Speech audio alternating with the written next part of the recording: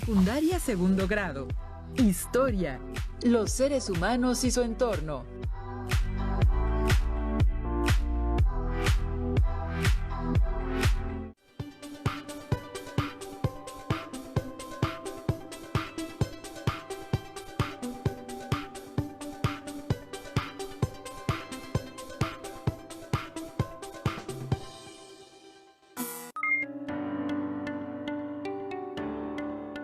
Bienvenidas y bienvenidos a una sesión más de Aprende en Casa 2.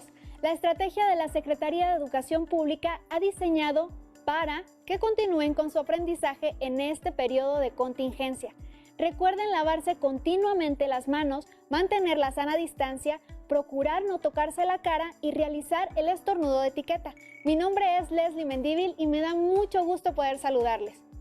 Yo soy el maestro Isidro Barajas Hernández. Les mando un saludo afectuoso hasta sus hogares. Les cuento que el día de hoy veremos el tema de las diferentes etapas de adaptación del ser humano a su nuevo entorno en el continente americano. Con esta sesión y otras más, se desarrollará el aprendizaje esperado de reconocer los procesos que permitieron a los cazadores-recolectores llegar hasta la domesticación del maíz en nuestro continente. Es importante que tengan su cuaderno y bolígrafo a la mano y que tomen las notas de todos aquellos aspectos que consideren más relevantes. ¿Listas y listos? ¡Comencemos! Para dar inicio, les invito a que escuchen con mucha atención la siguiente lectura, en la cual un abuelo historiador responde una serie de preguntas que sus nietos le hicieron sobre la prehistoria. Pongan atención a los detalles. El fragmento que vamos a leer pertenece al libro que tiene por título La prehistoria explicada a los jóvenes. Y ya que se trata de un diálogo, te propongo que me ayudes a leer, Leslie. Claro que sí, maestro. Bien, yo leeré al historiador y tú al joven. Adelante, por favor. ¿Cómo vivían? En aquel mundo repleto de animales, ¿se dedicaban sobre todo a la caza? ¿Qué armas utilizaban? ¿Qué cosas inventaron? Espera un momento. Como siempre, se debe precisar la época. La vida de los Homo erectus de hace 1 millón de años no se asemejaba a la de hombres modernos de hace 25.000 años, y mucho menos a la de los agricultores ganaderos del Neolítico de 5.000 años o 6.000 años atrás, para quienes la caza representaba un importante complemento al sustento, pero cuya supervivencia ya no dependía exclusivamente de ella. Los primeros, menos inteligentes y peor organizados, dedicaban mucho más tiempo a la búsqueda de alimento que los grandes cazadores de tiempos glaciares, que disponían de armas mucho más eficaces. De ahora en adelante hablaremos sobre todo de estos últimos, de los hombres modernos, en ocasiones llamados los cromañones, y evocaremos solo de paso las antiguas humanidades que precedieron, así como las sociedades neolíticas de ganaderos y agricultores que le sucedieron. De acuerdo, pero antes de esto, háblanos un poco de los ganaderos y agricultores. ¿Por qué se dedicaron a esta tarea? ¿Qué animales criaban y qué plantas sembraban? ¿Qué técnicas utilizaban? Aquellos cambios no se alcanzaron de un día para otro, ni al mismo tiempo en todas partes. El perro fue, al parecer, el primer animal doméstico que apareció, a partir del lobo. Con los últimos grandes cazadores, 13.000 o 14.000 años atrás, quizá antes, y más adelante, llegaron al carnero, el buey y el cerdo. La cría de aves de corral aparecerá mucho más adelante. En cuanto a las plantas, eran principalmente variedades de trigo y cebada en Oriente Próximo, y posteriormente en Europa. El arroz se cultivaba en Extremo Oriente, el maíz, las judías en América, por solo dar unos ejemplos. Las técnicas eran toscas y rudimentarias, y lo fueron durante mucho tiempo, con el uso del arado básico, un arado primitivo que se sigue utilizando en algunos puntos del mundo. No nos has dicho por qué iniciaron esas tareas. Los inventos siempre son, en cierta medida, fruto del azar, al menos al principio. Algunas personas observaron, sin duda, que de los granos de trigo salvajes abandonados cerca de los campamentos crecían espigas en primavera. Reflexionaron y produjeron sistemáticamente la misma operación. Otros, tras cazar a las madres de crías, las recogieron y las criaron. Este proceso se repitió, sin duda, una y otra vez a lo largo del tiempo, con numerosos fracasos, antes de lograr una auténtica ganadería. La agricultura y los animales domésticos son una garantía para la vida.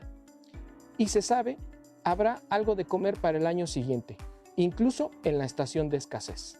Esto sin duda debió cambiar sus vidas por completo.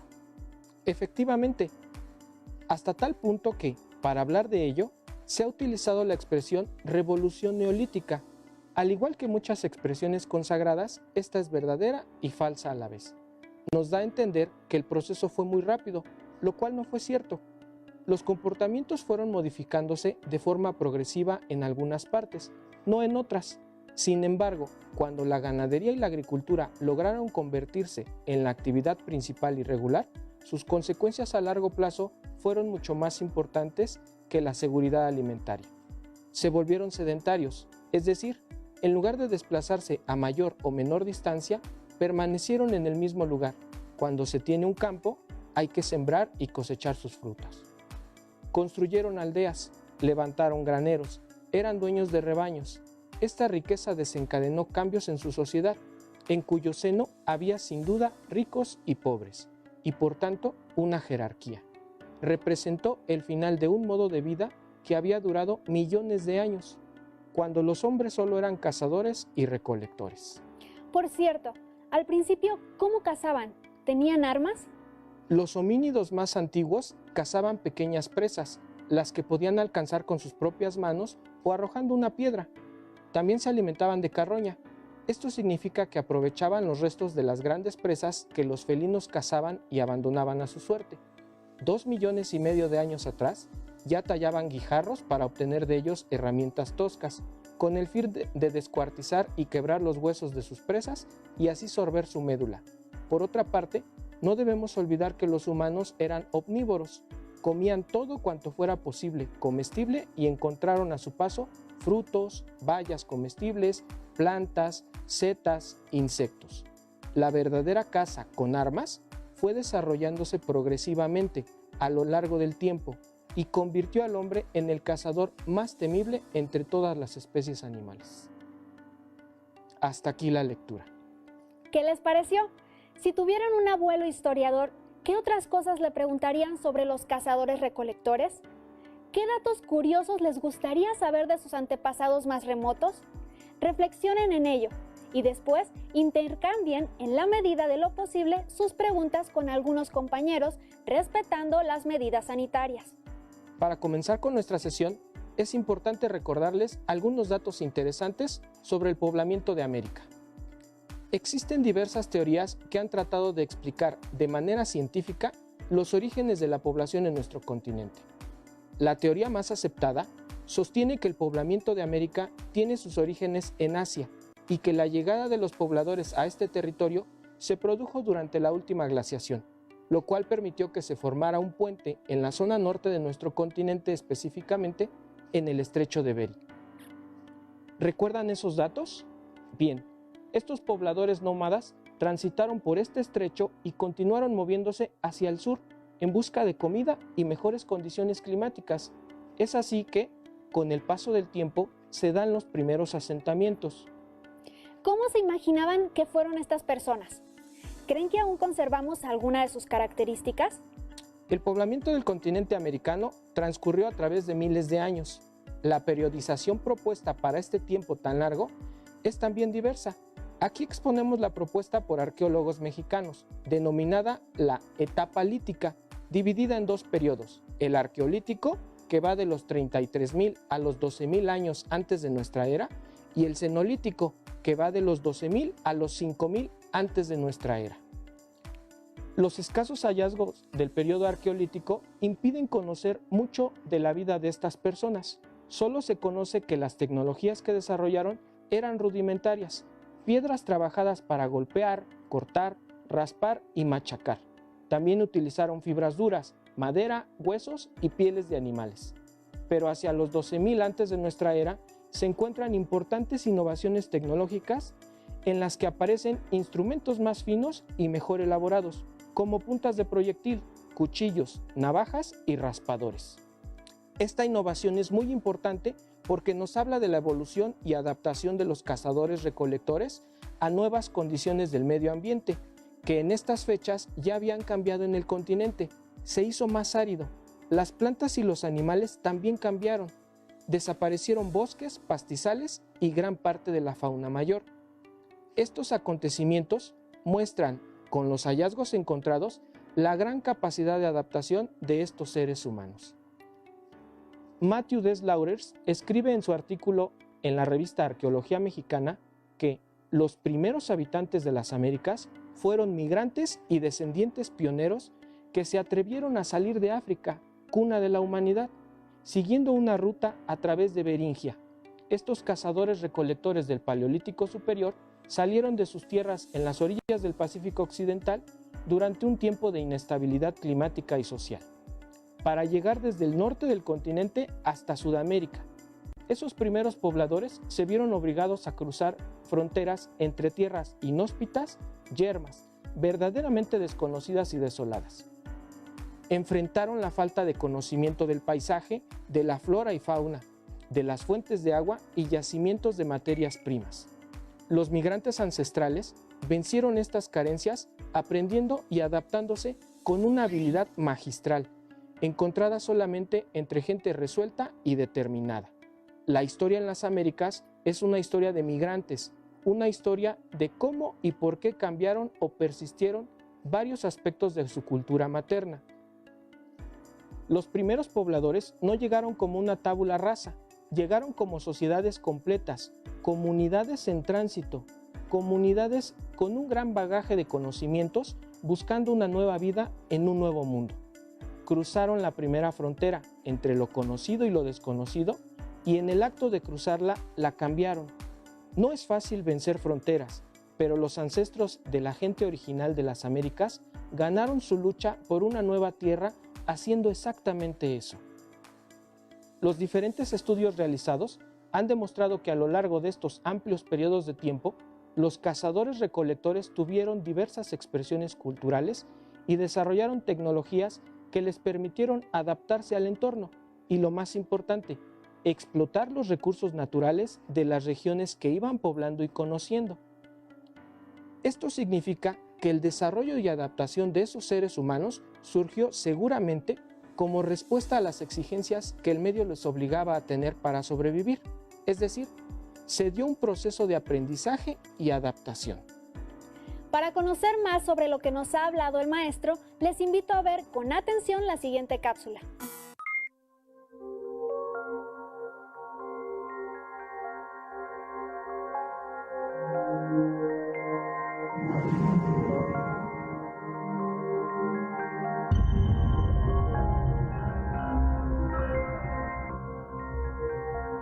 La playa es un sitio verdaderamente espectacular del norte de México. No solo por el tamaño que tiene, que son más de 10 kilómetros cuadrados, sino también por la larguísima temporalidad de ocupación. Desde el cambio del Pleistoceno al Holoceno.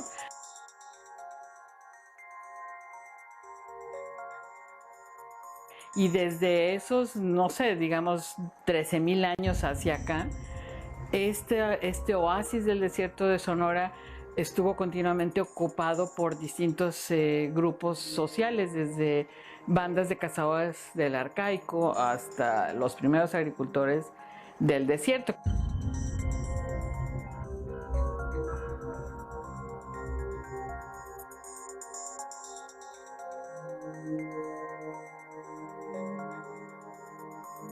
La playa es interesante por todas estas características y porque quedó también la evidencia de las poblaciones que vivieron en este lugar.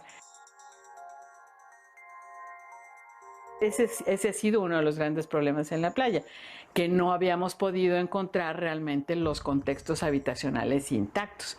O sea, en la erosión veíamos fragmentos disgregados de bajareque, los cientos de manos y de otros artefactos de molienda, o sea, los elementos que deben de haber sido de una casa habitación, pero realmente no habíamos encontrado estos contextos hasta el 2010, que fue la primera casa que encontramos en foso y que se encontró en una erosión. En el perfil de una superficie erosionada, lo que se encontró fue el piso quemado de una casa. Al excavar, lo que encontramos son los distintos hoyos de poste que aparentemente fueron ocotillos, o sea, la estructura estaba hecha de ramas de ocotillo y digamos que nos quedó solo la mitad de una casa sin erosionar.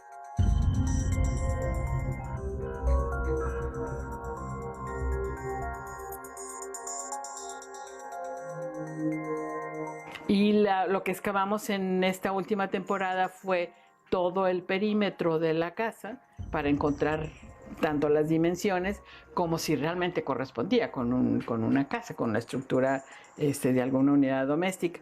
Y lo que encontramos fue, en efecto, sí, o sea que sí está todo el perímetro de esta casa. Lo interesante también es el tipo de las puntas, que eso desde el momento que excavamos supimos que la casa estaba dentro de esto que nosotros le denominamos el periodo de agricultura temprana, porque es una típica punta ciénega. Es finales, o digamos, los primeros siglos de nuestra era. Estas son como una mujer más anciana y una mujer más joven. El otro está padrísimo, son un hombre y una mujer. Los entierros más maravillosos que hemos excavado, ¿no? Recientemente se ha puesto en discusión la teoría más aceptada del poblamiento de América a través del estrecho de Bering. Hallazgos en la isla de Cedros, en Baja California, de instrumentos humanos con 12.000 años de antigüedad, plantea la posibilidad de que grupos humanos navegaran hacia Sudamérica pasando por la isla de Cedros. Otros importantes hallazgos en el sur del continente, datados en hasta 18.000 años de antigüedad, también proponen que hubo migraciones del sur al norte y no como se sostiene tradicionalmente, que los movimientos de los migrantes ocurrieron desde el estrecho de Bering. No obstante, en lo que sigue habiendo acuerdo y mayor aceptación es que los grupos humanos que se establecieron a lo largo del continente emigraron de Asia. Estudios genéticos lo corroboran. Veamos ahora el siguiente video. Se ha descubierto en el estado de Sonora un sitio conocido como Fin del Mundo, que contiene restos de los primeros pobladores de América, así como los del primer gonfoterio hallado en la parte norte del continente americano.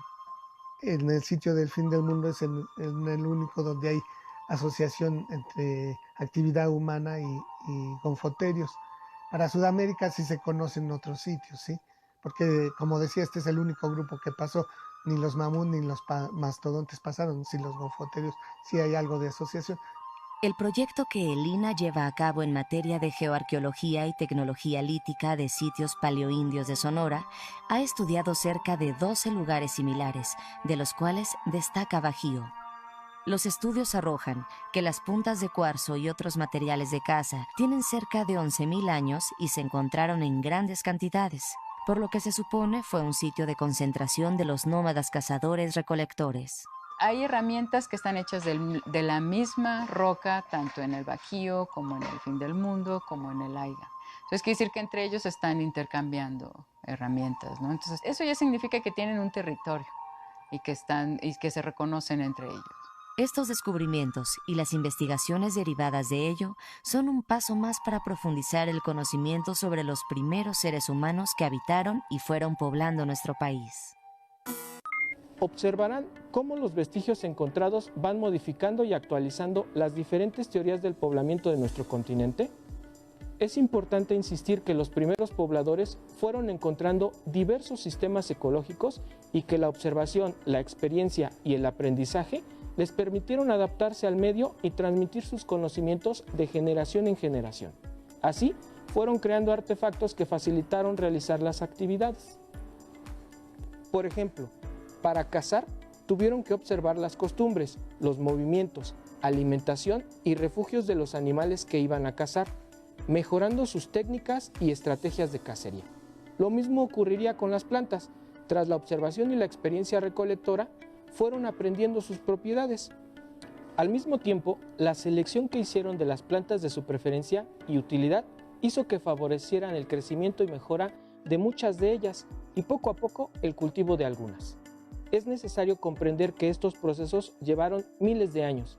Lentamente los habitantes de este enorme continente fueron evolucionando, adecuaron sus actividades y mejoraron su tecnología, a tal grado que paulatinamente dejaron de ser grupos nómadas, cazadores-recolectores y se fueron estableciendo en pequeñas aldeas conforme sus necesidades lo permitían, convirtiéndose en grupos sedentarios, cazadores, agricultores y posteriormente domesticando los animales que servirían de alimento. Todo lo expuesto significa que hubo múltiples formas de relacionarse con el medio. El desarrollo fue heterogéneo. lo cual causó expresiones culturales y pensamientos también diversos. El proceso de domesticación de plantas y animales lleva a la creación de la agricultura y a partir de esta nueva forma de apropiarse de sus alimentos, abre paso a nuevas formas de relacionarse como sociedades. Se harán más complejas, surgirán clases dirigentes y grupos de poder, y finalmente la construcción de grandes y espléndidas ciudades. Para conocer más sobre las personas que transitaron por estos diversos procesos de adaptación y sus vidas a lo largo de miles de años, les invito a observar el siguiente video y después lo comentemos. En el desierto del sureste de Coahuila existe un sitio arqueológico con miles de grabados en piedra distribuidos en diferentes puntos de la sierra relacionados con campamentos de cazadores-recolectores, donde hay fogones, puntas de flecha y lítica. Aquí tenemos principalmente los grabados que fueron hechos a partir de la representación de ciertos rituales, ya sea para atraer la lluvia, de ritos de paso. En Arigua arrojarán diversos datos aún por descubrir, pero por lo menos se sabe que, como en Boca de Potrerillos y Nuevo León, se trata de expresiones involucradas en rituales de iniciación, cacería del venado o dedicados al cosmos. Para ellos era muy importante lo que es el venado cola blanca. De hecho, aquí en algunas partes, por ejemplo más hacia arriba, están las representaciones de unas huellas de venado que se asemejan como si fuera caminando. Esto seguramente se dio por un ritual en el que ellos pretendían de alguna manera ir detrás del venado para poderlo localizar. De hecho, las huellas están dibujadas en una roca donde puedes observar y tener cierto control del valle. Es el sitio arqueológico con mayor cantidad de petrograbados hasta ahora identificado en Coahuila, donde en 2 kilómetros a la redonda se reconocieron 500 piedras que contienen 8,000 figuras grabadas de hasta 6,000 años de antigüedad. Este es el sitio que se conoce como Sierra de Narigua.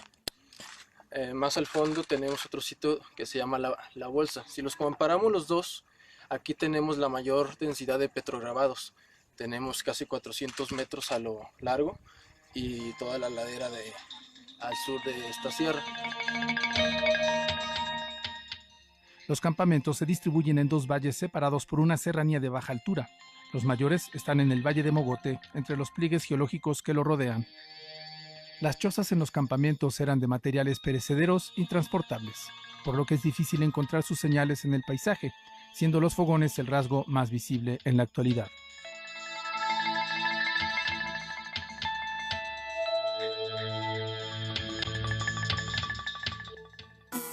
Las pinturas rupestres y los petroglifos o grabados en piedra son otra fuente de información que permite conocer cómo vivían los grupos de cazadores-recolectores, sus conocimientos sobre el medio y su relación con él. En el norte de México existe un sitio enorme de este tipo de petroglifos, Boca de Potrillos, a 80 kilómetros de la ciudad de Monterrey. En la página electrónica denominada Lugares INAH, pueden conocer imágenes de este lugar impresionante e indagar algunos de los significados de estas imágenes que quedaron plasmadas en piedra. ¿Observaron cómo se va dando el asentamiento de los grupos y van evolucionando en sus actividades? Recuperemos algunos datos importantes de las últimas sesiones. Hace 5,000 años antes de nuestra era, los pobladores de América desarrollan los primeros cultivos. Para el año 2500 antes de nuestra era, logran consolidar la agricultura y la domesticación de algunas especies. Entre los años 200 al 600 de nuestra era, se había logrado desarrollar la agricultura intensiva y el desarrollo de técnicas avanzadas de cultivo, así como los procesos de especialización por regiones. Es importante mencionar que todo este proceso de desarrollo también se dan avances tecnológicos que permiten mejorar y facilitar los procesos agrícolas. Con ello, la creación de diferentes herramientas que incluso hoy en día seguimos utilizando para la agricultura. Y bueno, para concluir, lanzaremos un reto. Les invitamos a que con el uso de diversas herramientas, libros, revistas o internet, investiguen 3 instrumentos que sirvan para la agricultura y que tengan su origen en la antigüedad. Expliquen cuál es su nombre y su utilidad. Y recuerden que si desean saber un poco más del tema, pueden buscar en su libro de texto, ubiquen el tema en el índice del mismo. También existen muchos documentos de arqueólogos e historiadores de instituciones dedicadas al estudio de estos temas, como el Instituto Nacional de Antropología e Historia o las universidades del país. Listo, terminamos, pero aún nos queda mucho por explorar y descubrir. Así que nos vemos pronto aquí en Aprende en Casa 2. Cuídense y hasta la próxima. Si tienes dudas o necesitas ayuda, llama al Centro de Apoyo Pedagógico a Distancia. El número de teléfono para secundaria es el 55 36 01 71 23. Si requieres consultar los libros de texto en versión digital, recuerda que los puedes encontrar en la página conalitec.cep.gov.mx. Y recuerda que también cuentas con el sitio aprendeencasa.cep.gov.mx, en donde podrás ver nuevamente los videos de los programas y además encontrarás actividades para fortalecer tus aprendizajes.